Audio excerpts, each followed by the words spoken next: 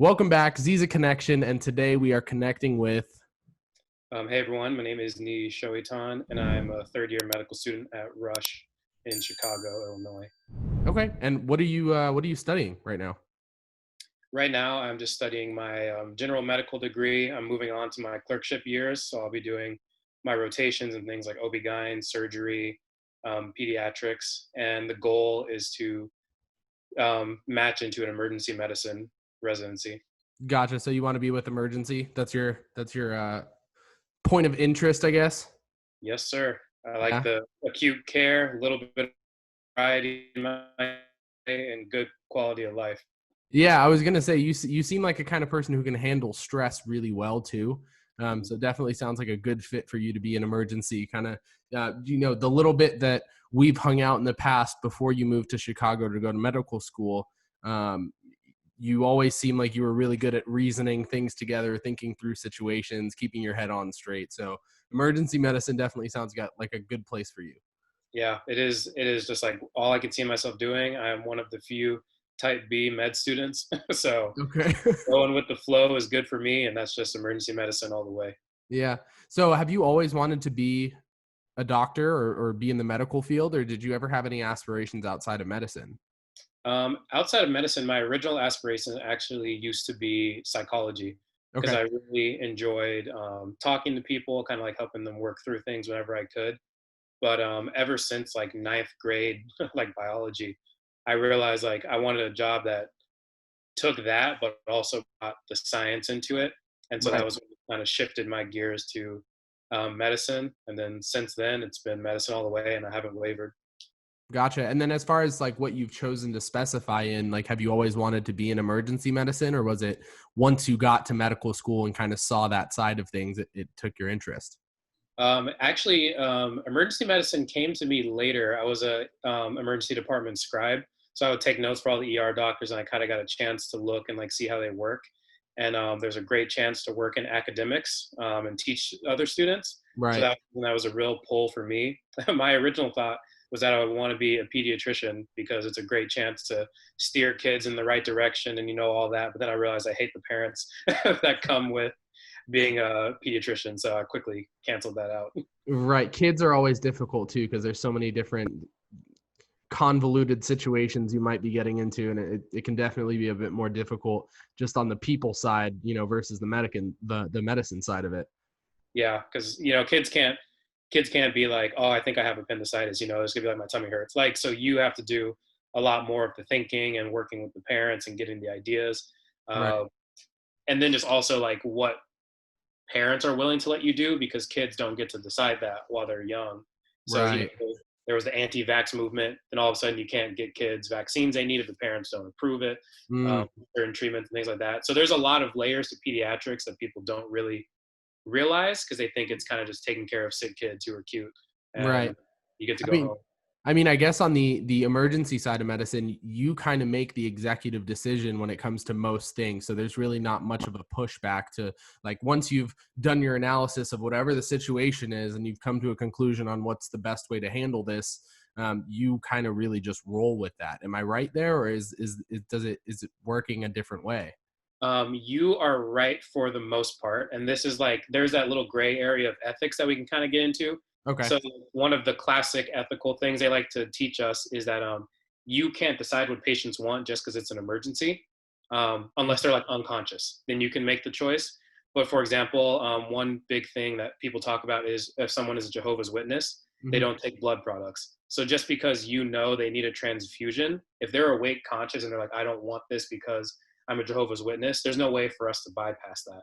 So we still respect the patient's autonomy in all ways until it's an emergency and we didn't know what their wishes were before that. That's when we kind of get to move past everything and we become the primary decision maker. But emergency medicine is still very much patient centered care. It just, you got to do it quicker. Gotcha. And so what if in that Jehovah's Witness scenario, right? Let's say that situation comes up.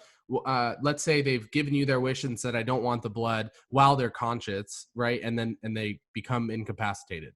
Is it still that precedent still exists? So you still can't do anything? To an extent, yes. A way that can change is we tend to need to get things in writing, and you can't always get that right away. But a lot of times it's like you go to the next of kin, like the spouse, the adult children, if they're around, they can override that. But usually like verbal is fine. You just, there's some legal difficulties with that. If the person Right. wants to be like, oh, I never said that, and you just like treated the person anyway, and things like that. So as everything ethical, there's a gray area, and people Right. love to sue doctors. So you always just got to do what you think is right. And sometimes that is listening to a patient, because in their mind, you give them the blood products, you've just condemned them to a life in hell, which is much worse than the death. Even if you don't believe in that, it's still the best way to treat that person. Yeah, giving it that perspective too really brings light to the severity of that kind of a situation, because that's not the perspective most people are thinking of it from. You know what I mean? They're thinking, well, this doctor did his job and he saved a life. But when you put it in that perspective and say, you've condemned them to an afterlife in hell, and that's worse to them than actually dying. It's really, sorry about that. It's really difficult to try and imagine what that's really like for them. And now you're dealing with an ethics thing that really no one can understand besides that doctor. And I guess if it comes to a situation where you're going to court for that, how are you how are you supposed to explain that perspective in a way that's going to keep you safe but also explain why you made the decision? So it's really, really difficult. Yeah, and it is, a lot of it is in the medical field, we kind of have to just like ignore the legal side. Like obviously you Right. don't do malpractice or anything like that, but Right. like patient's best interest first, and sometimes we just got to deal with the consequences Right. afterward. Right. So That makes government's plenty of not sense. always on our side. Yeah, that makes plenty of sense too. And then as far as the other doctors that you're working with, right? So do you have a specific focus in emergency medicine? What kind of surgeries do you want to be doing? Or are you still kind of waiting for your rounds to figure that out? So the way like it kind of branches off is like, it's a like weird way to think about it, but like emergency is the specialty. Okay. So you will do the emergent cases of all specialties basically. It's like the most exciting part of every specialty is like kind of how people describe it. Gotcha. And it really just depends on where you work. So for example, like if you're an ER doctor, and you're in Scottsdale, Arizona, you work at like Mayo Clinic. Um, Mayo Clinic has every kind of doctor. So you will be able to refer your patients out quickly to neurosurgeons, things like that, get everything fixed up. But Mhm. if you work at like a county hospital where it's a free hospital for people that are uninsured, you don't have people like, for example, you don't have an OB-GYN service in your hospital. The Gotcha. ER docs will do a lot more of emergency baby deliveries versus other places. They'll just call OB-GYN and be like, can you take this person up to like your L&D wing? So it really kind of varies where you work. Gotcha. Okay. And then as far as that goes, how does the process of getting employed as a doctor work? Like, are you going through the same kind of interview process where you're just putting out your application? This is my credentials. This is where I went to school and whatnot, and then taking interviews? Or is there like kind of a pooling system where the different hospitals can kind of choose you? It is, a lot of it is the way you apply. And so medicine is a huge connections game, as is all of life. Right. And so basically, like you go to medical school, you have to match into a residency program. And basically, you work there. And that's when people kind of figure out like how well you can work. And the doctors at the residency program can kind of vouch for you Right. at other places. But otherwise, it is kind of just like reaching out to different hospitals. And as with any job, there are certain like jobs that get saturated. Like hospitals don't need 20 neurosurgeons, they need like 5. So Right. if you're like a neurosurgeon trying to go there, you won't really have success versus primary care. There's like a shortage of doctors in that everywhere. So if you're a graduated primary care doc, you kind of have more pick of the crop than specialties like neurosurgery and things like that. Right. That makes plenty of sense. So I see you posting a lot Mhm. about you're very proud of the fact that you're a black medicine student, a black doctor, and you're always posting photos with you and your other black friends who are all at Rush Medical College, I would assume. Where does that come? Where is that stemming from? Honestly, it stemmed from almost like, I don't know, I would just call it like an awakening. I had been in Arizona my entire life, and I kind of got used to the idea that diversity is just not a thing. There's just no Right. black people. Like, it's kind of how it is, especially being in classes that are like pre-med courses. I went through like all of ASU. I had like two like tight pre-med friends that were other black students. I only know one that went into medical school actually. And Mm. so I kind of realized, like, once I got to Rush in Chicago and I saw a lot more black students, a lot more black people, I was like, I like have just been kind of conditioned to think this is normal, but it's not. Like, the field is like very lacking in that way. Because a statistic that's kind of crazy is that I think last year or something like that, there were 252 new black like male medical students. So that's not enough for every med school to have two black male students, and it's not even enough to fill a lecture hall at ASU. And that is the nation's black male medical students for that year. It's like you can't fill a lecture hall with how many of us there are. So Yeah. kids can go a long time without seeing black physicians, which was my case. I didn't see a black physician till my interview day at Rush in Chicago. I went 24 years without seeing a black physician face to face. Granted, maybe TV, maybe I knew they existed, yeah, but I just never came across it in person, even being someone that was pre-med, volunteered at a hospital, scribed in an emergency department. There was just no exposure going through Arizona.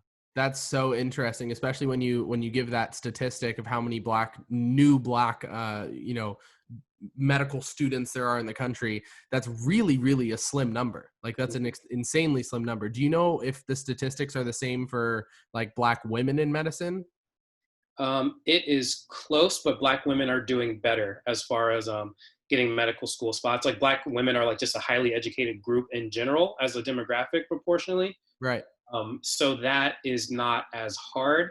And part of me does think that a tiny bit of it stems from the idea that black men can be dangerous. Mm. Black men don't do these kind of fields. They play basketball, they rap, they, do whatever.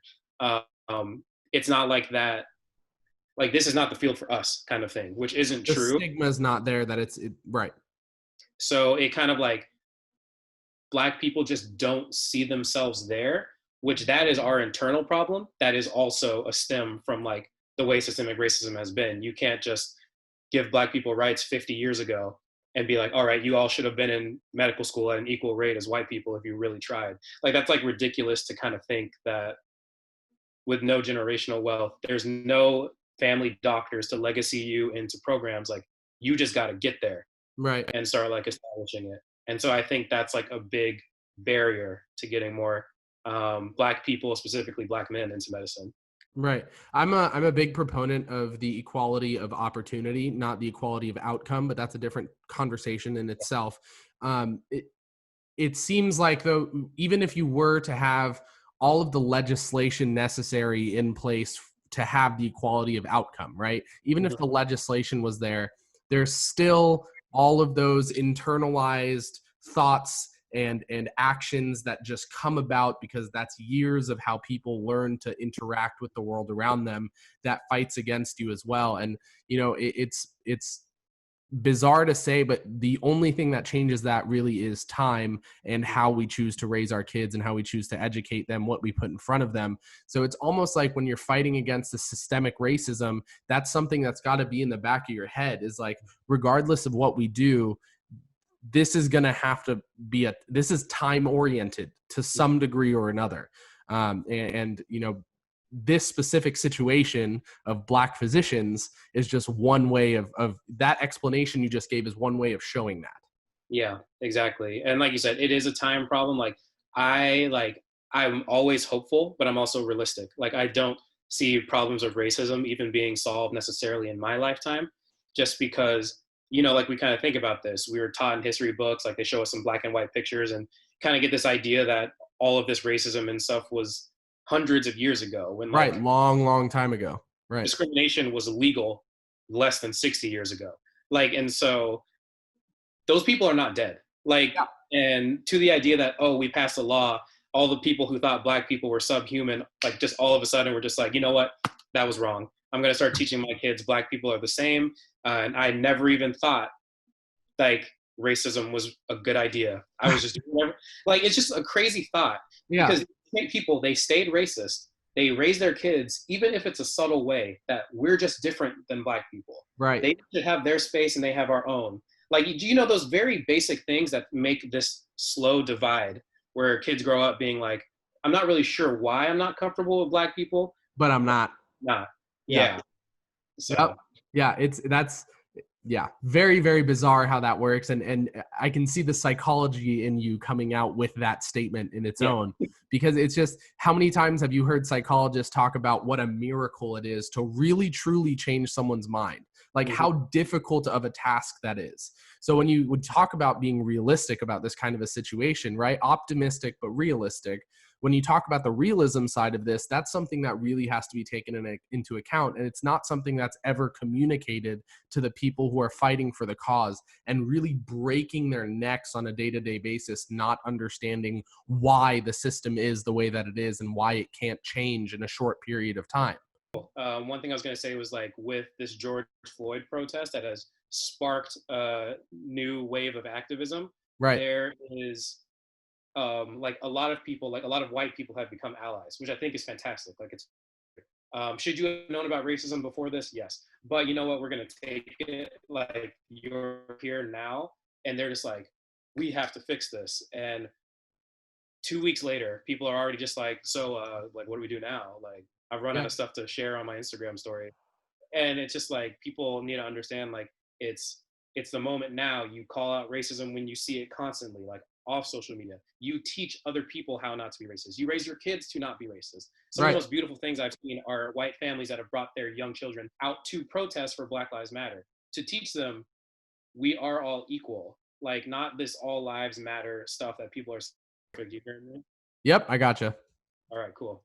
Yeah, so I completely agree with you. And I had a podcast I recorded yesterday with a rapper out here from Arizona. His name's Jalopy Bungus. Very well understood guy, like very thoughtful. And a lot of his views on this seem to align with what you're saying. And the more I speak with people that I personally feel are educated based on the conversations I've had with them, that's the similarity every single time. Like this starts at home.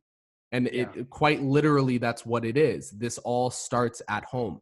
And unfortunately, there's no way for any law to really break that front door barrier of someone's home, right? Regardless of what laws are put in place or what they try to do to try to equalize the playing field or whatever happens, you can't break that door that leads into someone's home and really dictate how they're raising their children. The one thing I believe we can do is change how we're teaching our kids while they're in school.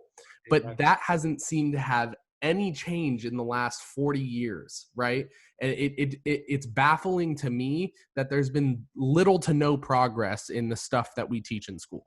You can't really demand change from people that don't know they need it. You know what I mean? Like, to a white person, the idea that a cop could be called to help you and then end up beating you or killing you or something like that, Right. it is inconceivable, because Right. as a white person, that does not happen. There's no racially charged actions police have towards you as a white person. So I would understand why white people are just like, I don't know how Black people think the cops are being racist against them. Cops just help you. Because when you are white, that is true. It is just like the idea that someone would mistreat you solely on the basis of your skin. It's not something you think about. And so when we teach people in this way in like history books where slavery is like a paragraph in your history book, segregation is one more paragraph. And we're like, yeah, you know, yeah, we had slaves, but then we like Abe let him go. And then MLK came and he like had a protest. Malcolm X was a little too mean about how he wanted rights. But That's you know, then we quite literally how they teach it. and now Black people, they have rights too. And they should just, you know, get back into it. Like Martin Luther King literally said, you can't expect a Negro to pick himself up by his bootstraps after being held down for so long and just become equal immediately. And so things like affirmative action happen. And now people are calling it Black privilege. Being Black makes it easier to go to school. If that was true, that statistic of Black med students wouldn't be true. They'd just be taking us at random just to fill seats, which doesn't happen. I have white classmates with the same qualifications as me. The difference is people think it's unreasonable to walk up to a white student and say, you got lucky to be here. But if I have the same qualifications, they will tell me, You were so lucky that you're black and you applied because that got you in. Like, it's just, it is a way where people do not see how biased they are towards black people. They tell us constantly, we're getting lucky. The only reason we're successful is because they helped us be that way. Black people take this in. Some people are not as strong-minded. That's just how it is. And they believe that they're just going to be held down forever, which is what racist white people want. But the white people that are in the middle, when they don't acknowledge this, they let those racist people push that agenda. Right. So I spoke about this yesterday too. There's this idea. I'm a big Jordan Peterson fan. Do you know Jordan Peterson? Not familiar, no. He's a psychology professor and a clinical psychologist from Toronto. Okay, and he has talked about this before. He talks about how when you try to make a group feel as though they are not marginalized, you are only marginalizing them more.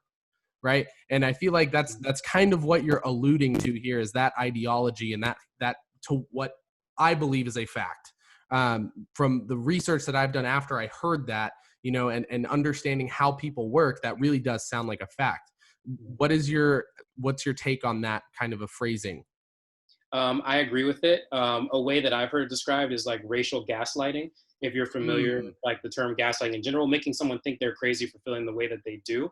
I have a numerous amount of times had white people tell me racism only exists because black people keep bringing it up, which is, you hear that, you're like, this, like, there's literally racist people. Like, how is it the black people that are causing racism to happen just because we talk about it?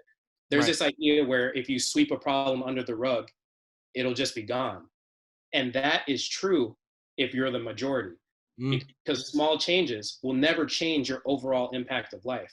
Takes a lot of dirt to sweep under the rug before it makes a little pile and you actually feel the dirt under the rug. Exactly. And so this just goes on and it's just unnoticed. But how ludicrous it is for people to tell me that there were all these years of slavery, there was segregation, these people are still alive that vouch for those things. But me saying we have a racism problem is the only reason that racism is still there. They'll tell me racially charged things don't matter because black people kill each other. Every race kills each other. Like, it's not something unique to black people.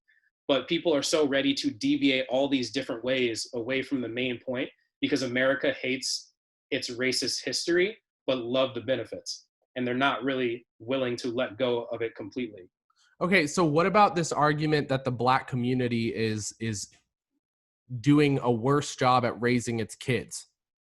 And that's why we see these issues, and that's why black guys are killing more black guys, and that's the main source of death within the black community is black kids killing black kids. Is there any validity in your opinion to that argument? So there is a very surface level of validity. No, we don't want black people killing each other and taking away from the family. The deeper thing is, the idea of mass incarceration. Right. The war on drugs was kind of targeted against black people and anti-war people back in the time of like Reagan. And this led to more black people being incarcerated. And so lots of black men were arrested and they were taken away from those family units and they fell apart. Police brutality used to be much more commonplace, especially freshly out of segregation. Black men were taken to jail by police in those cases, killed by police in those cases. The black male population was decimated by mass incarceration. And so now these kids are growing up, they have no providing father. So they grow up, they haven't seen how to work, they can't go to a good school. And I think people think that black people just stay there, they just don't try. Like, if you put it into perspective, let's say you grow up in a very rough neighborhood, you have no way to get to a good school. It's 1 in a million chance, that you get out and you go to like a higher education. Right. You have a kid that you need to raise and you want to feed them.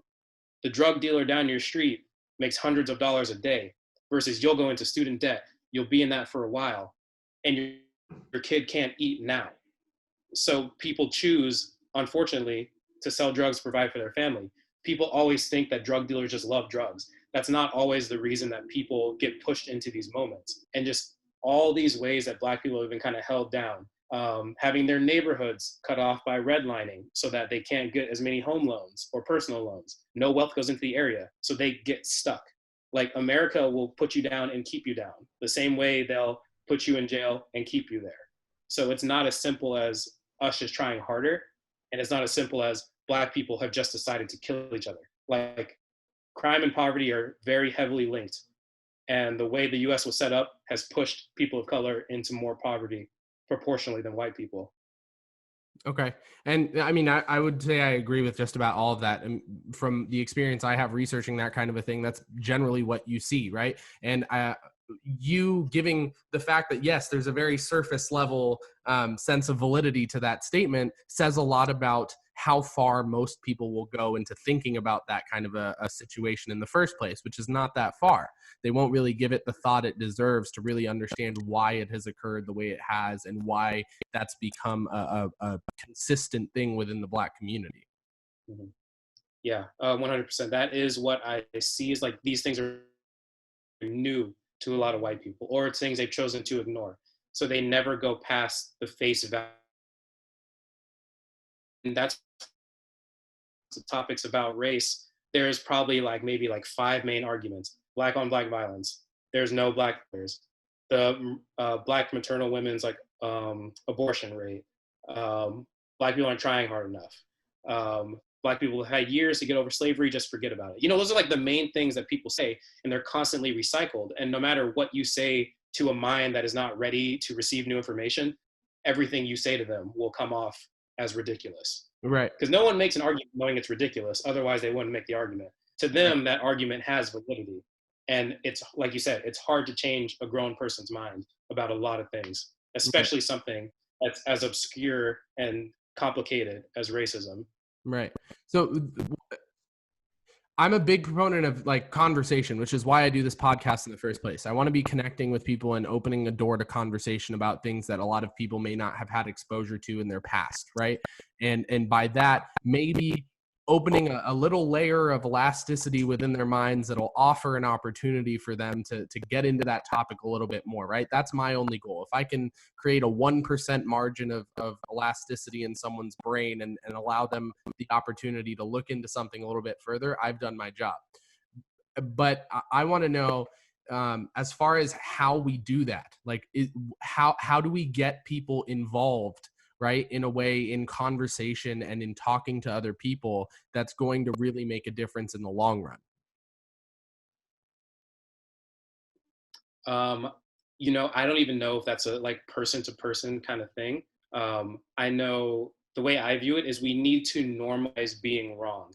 I'm like sure you have like seen that like concept before. The thing is like we're trained to be very sensitive when we're wrong, and so we will do anything to not acknowledge that.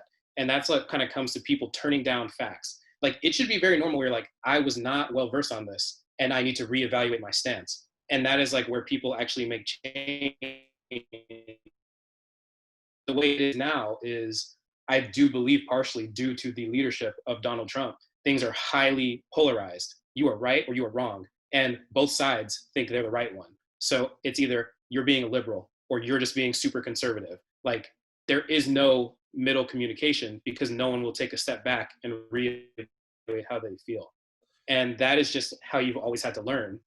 So as someone who would have, like a year ago, I would have told you that I'm a hardcore liberal. Like I'm on the left. I believe in left views all, through and through. Right. And over the course of the last year, I've definitely walked my butt, further towards the right and landed somewhere right in the middle. And from the perspective I have now, from the information that I gather now and what I look into now, it really does feel like the left is kind of pushing that polarization more than the right is. The extreme left has a bigger part in polarizing the two communities than the right does. Yeah. And I would agree. I don't think any side is without fault. I Right. use Donald Trump as an example because he's the president. He needs to be our core of leadership. And he is just conservative, and that's just how it is. Uh, but to say there are the people who are very extremely left, and they want to blame conservatives. They want to call every conservative racist. And like every Republican is stupid. They all are against people's rights and things like that. And you know how it is. It comes from the other side. The right is like the liberal people want the government to control us. Every liberal person is a snowflake. Like I am still more liberal in my ideals, but that does not mean I'm incapable of seeing how people on the right would feel differently about certain topics. A lot of my liberal views come from my participation in healthcare. liberal views tend to be a little bit more helpful for us as physicians to help patients and things like that. So that is why I still stay this way. Um, but that being said, a person who makes a lot of money that does not want to be taxed more just because they make a lot of money is not this evil person. Like, it is not like they just don't care about poor people. Right. I understand that. So I understand that. And I mean, I work in real estate. So, working in real estate, the vast majority of people who work in real estate are on the right. They are conservative because of the line of work that they are in. So I definitely understand where you're coming from when you say, being a physician or wanting to be a physician definitely helps you lean a little bit more towards the left, because there are personality types that really kind of fit into one or the other. And that's, I think those personality types and the influences that you have around you, like your immediate influences, family and friends, for example, are a big, big, big part of where your views end up shifting at what point in time in your life. yeah, and I agree. And we now, like, we just don't seek other opinions as an entire culture.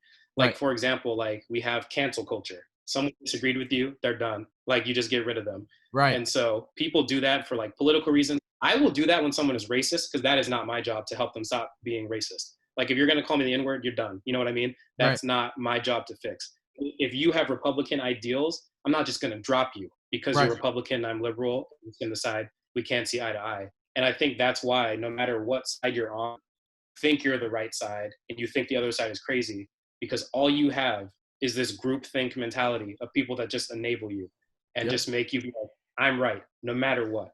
And now with social media, everything, the most recent president, the way people divided so heavily, it's extreme. Like, to the point where people are talking about coronavirus like it's this liberal plot. Yep. Like, I just, in being in healthcare, it's a very ridiculous concept to me that people would even say that. But it really just does go back and forth. And it's not like every Republican person is anti-mask, anti-quarantine. Like, there are Republican people that understand there is a need for this.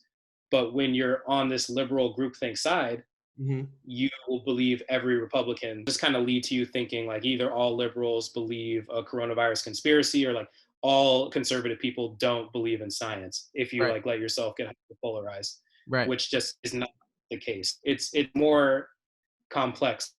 Yes, no. Right, right. And I'm of the group of people who would think that groupthink has been the most detrimental thing to human society since society has began.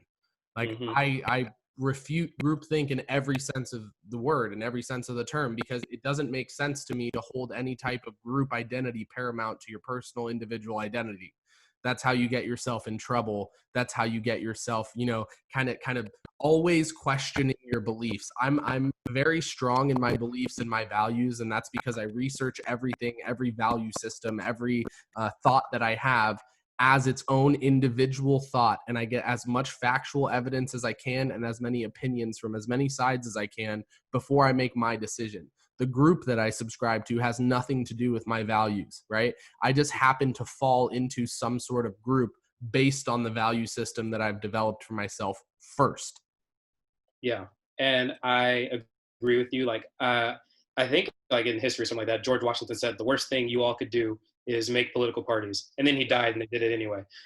And now we are in this place where, in a way, it's silenced people's voices, because now people are just like, oh, if you don't vote red or blue, or you vote independent, you just give the other side your vote, because people are so stuck in Democrat, Republican, when there are other parties that people probably align with more that they're unaware of, Yep. but they just haven't looked into it.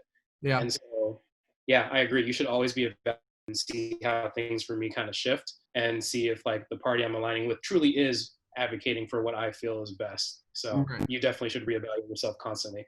Right. So I want to lighten the mood a little bit. Yeah, yeah. I have a couple of nurse friends, right? Hmm. And when they would come home from work, they would always say, "I can't believe I do more work than the doctor does, and I still get paid as little as I do." Why is that such a common thing Yeah. between with nurses? Why do nurses always feel like they're doing all of the work? So It is because, so I will say first off, nurses are the backbone of healthcare. You can think of doctors as the quarterback, nurses are catching all the passes or running the ball. But the big difference comes from diagnostic ability and like your procedural ability. So nurses do a lot of work with the patients all day, every day. They carry out doctors like orders for blood draws and things like that. But nurses are not taught to the extent that physicians are to be able to diagnose, to be able to make treatment plans, to be able to perform complex procedures. It doesn't mean they're not helpful. They're just a different part of the team. And there is the aspect of loan payback. Nursing school is not as expensive or as long as medical school. Mm, So it's the doctorate degree carries weight. The residency training you do carries weight. A first day graduate physician will be more experienced in medicine than a first day graduate nurse. of course. Experience over time will level that field out for a lot of people. But people need to understand medical school is not just this kind of easy ride. Like I think everyone's like, oh, it's hard. But you learn a ridiculous amount of content and you do 2 years of clinical rotations Right. and you go through residency and you do all this training to not always discuss that with people. There's a lot of info doctors have tucked away that they don't discuss with people because there's no need. It'll like go over their head. And I think sometimes as a nurse, the combination of one, misogyny, women kind of get looked down on in that position sometimes and kind of think nursing is all that women can do. Right. um, Nurses don't get the respect they deserve. A lot of the time from doctors too. Doctors will mistreat nurses and not show them the respect they deserve. And patients will do the same thing. Patients will not tell nurses information they tell doctors. They Mm. won't thank nurses the way they thank doctors. And this is frustrating, naturally. Like you're doing all this work and you're not getting the credit for it. And I think that frustration can kind of lead to nurses thinking doctors aren't doing anything just because doctors have a lot of behind the scenes work, years of training and things that they don't see. They just see the person who wins and type in some orders for them to do. So at the same time, I can kind of see why they're just like, why am I getting paid so much less person who's sitting on their chair, clicking at a computer and suturing someone up every once in a while? So if you go to the hospital, be sure to thank your nurse. Be nice to your nurse. Thank her for what she's doing, or him if it's a male nurse, right? But be sure to thank your nurse. Take this little tip right here.